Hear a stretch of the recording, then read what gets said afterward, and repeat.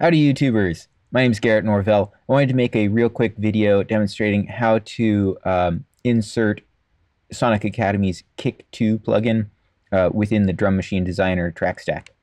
So I already have a drum bus. I have a instance of Drum Machine Designer here.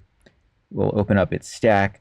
And as you can see, I have Sonic Academy Kick 2 built right in there. And I'll show you how to do it. It's actually really simple. I'm surprised that it took me so long to figure out how to do it. So let's make a new instrument track. And there it is. There's nothing on it right now, so we'll put an instance of Kick 2. And let's label that Kick 2. And we're going to limit the key to C1 through C1. We will drag that right on up there. We'll put it just under the Ultrabeat instance. So for starters, Ultrabeat, it defaults to a kick on the note C1 down there. You can either take out the sample like I've done it, or you can just decrease the volume of that particular sample. That way you're not getting two kicks sounding simultaneously. I'm going to mute my other kick 2 there. And now, there we go. We've got that working.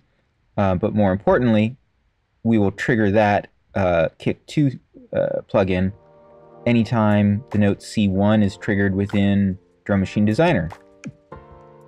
There we go. So why would you do this?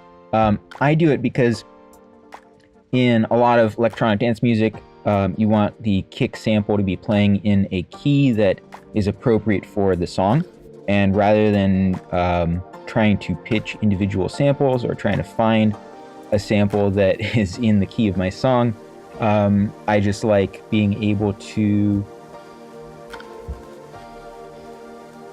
adjust the pitch myself and find something that works well or perfectly, hopefully. So that's it. Let me know if you have any questions or comments down below, and I'll see you next time. Cheers and blessings. If you got something out of this video today, be sure to subscribe to my channel and click that bell icon. And if this is your first time to the channel, I'd recommend watching the series intro video next. Cheers and blessings.